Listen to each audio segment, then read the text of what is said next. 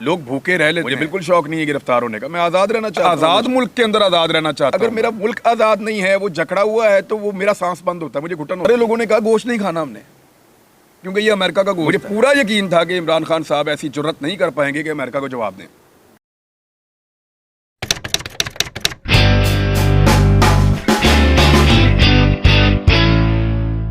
लोग भूखे रह लेते हैं, लोग बाद औक़ात तकालीफ भी सह लेते हैं, ज़्यादा टैक्सेस भी दे लेते हैं, लेकिन जब बात ना उनके हुकूक के ऊपर आए, उनकी आज़ादी के ऊपर आए, तो फिर लोग रिएक्ट करते हैं।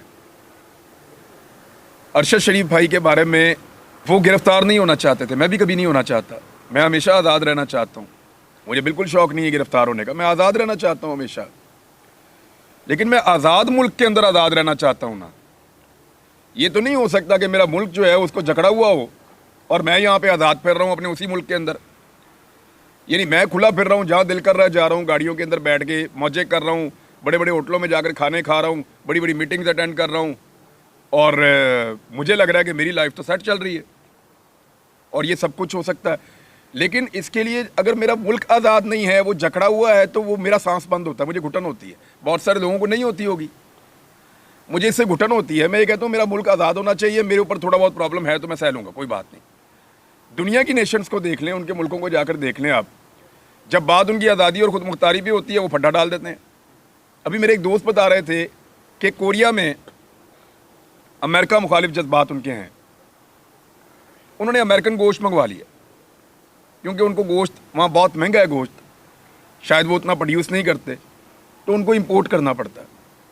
अमेरिका से उन्होंने MOU साइन किया, उनके प्रेसिडेंट ने, वो उन्होंने वहाँ से गोश्त मंगवा लिया, और उन सारे लोगों ने कहा गोश्त नहीं खाना हमने, क्योंकि ये अमेरिका का गोश्त है। मैं एक मिसाल आपको दे रहा हूँ, उन्होंने कहा नहीं खाएंगे हम।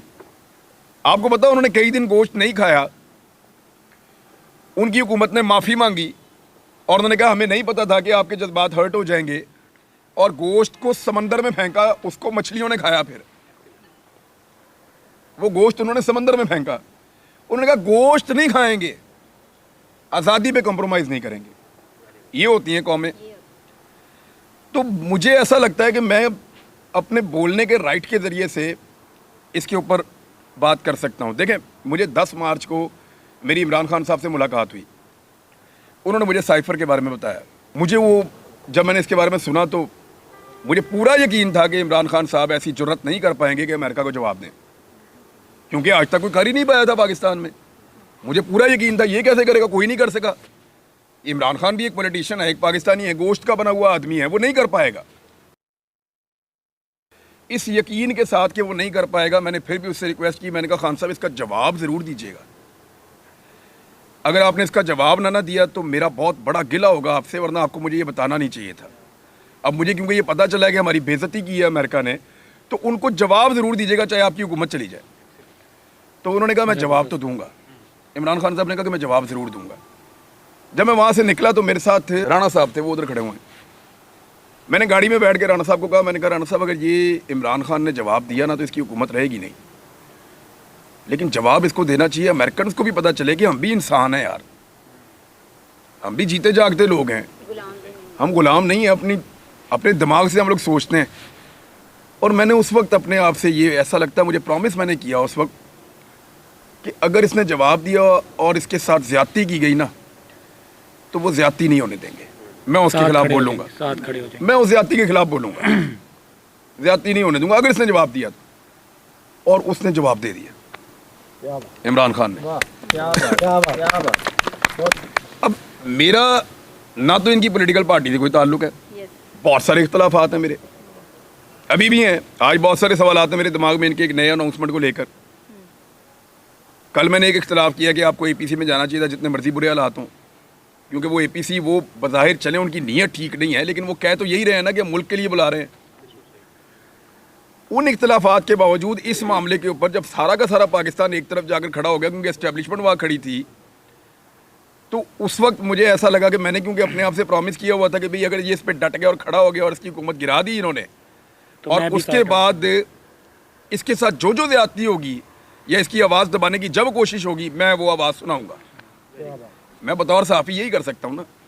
और फिर मैंने देखा कि 95% मीडिया भी उधर चला गया। वो सारे वही करना शुरू हो गए। मेरी ये सिर्फ मेरे मुल्क का मामला है, मेरा नहीं है। मेरा अपना मामला होगा, मैं बड़े आराम से सरेंडर कर दूंगा। मैं तो लड़ाई करने वाला बंदा ही नहीं हूँ, मैं तो झगड़े वाला बंदा ही नहीं हूँ। यहाँ बहुत सारे लोग गवाह हैं लेन देन के मामले में। हमेशा मेरे घर वाले मुझे हमेशा से लेन देन के मामले में या कोई भी बात जब हो रही होती है, किसी चीज़ के ऊपर फैसला हो रहा, तो मुझे उठा देते हैं। वो कहते हैं ये सारा कुछ छोड़ के उठ जाएगा। हमेशा यही होता है, हमेशा यही होता है कि जब भी कभी मैं बैठता हूँ तो मैं सारा कुछ हार के उठ जाता हूँ। मुझे उससे फ़र्क ही नहीं पड़ता, वो अल्लाह ताला और देता है। लेकिन मामला ये है कि ये मामला मेरा नहीं है। मैं हर जगह सरेंडर कर देता हूँ अपने ज़ाती मामले में, लेकिन मेरे मुल्क के मामले में मैं नहीं कर सकता हूँ सरेंडर, ना मैं करूँगा। यहाँ मैं कैसे कर दूँ? अब मैं आपको मिसाल देता हूँ। आप ये साहिवाल का एक गांव ले लें, वहाँ का आम आप एक छोटा सा किसी किसान का बच्चा ले लें। आप वो पल के बड़ा होता है ना 25-30 साल की उम्र में, अगर कोई SHO या कोई ASI उसकी ज़मीन पे कब्जा कर देना, वो कब्जा नहीं छुड़ा सकता। और एक वक्त आता है वो हार मान लेता है कि यार मैं ले ही नहीं सकता, दफ़ा करो, क्या हो गया। यही नॉर्मल आदमी है, यही नॉर्मल आदमी। अगर आप 18 साल 17 साल की उम्र में फ़ौज में भर्ती करवा दें और ये बंदा 25 से 30 साल की उम्र में जाके बॉर्डर पे खड़ा हो, तो ये अपने से 10 गुना बड़े दुश्मन से मुकाबला कर रहा होता है। क्यों? जिम्मेदारी। वो अपना सारा कुछ हारने के लिए तैयार था, इस वजह से कि यार मेरी ज़िंदगी बच जाए, अल्लाह ताला मुझे और ज़मीन दे देगा या मैं और कुछ कर लूँगा। लेकिन वही आदमी जब एक रिस्पॉन्सिबिलिटी के साथ बॉर्डर पे जाके खड़ा हुआ है, फिर वो एक कदम पीछे हटने के लिए तैयार नहीं है, वो जान भी देने के लिए तैयार है। और यहाँ उसको मिल भी कुछ नहीं रहा, क्योंकि बात अब उसके मुल्क की है। यार जब तुम लोग ऐसे सोच सकते हो तो मैं ऐसे क्यों ना सोचूं? कॉपीराइट तो नहीं है मुल्क का तुम्हारे पास कि तुमने इसका भला सोचना है। मैं अपनी जगह पे रह के, मेरे मुल्क की लड़ाई है, मैं अपने तरीके से लड़ूंगा। और मुझे जहाँ लगेगा कि ये बात गलत हो रही है तो मैं उसको रोकने की कोशिश करूंगा। हाँ, ये मुझे बताएं कि जब आपका कभी मेरे साथ ज़ाती मामला हो तो मेरे पास चल के आए, देखे, मैं आपको बताता हूँ कैसे मैं अपना हक छोड़ता हूँ। आपके हक में मैं छोड़ दूंगा, लेकिन जब मेरे मुल्क का मामला होगा 1 इंच पीछे नहीं हटूंगा और 1 इंच आगे आने नहीं दूंगा।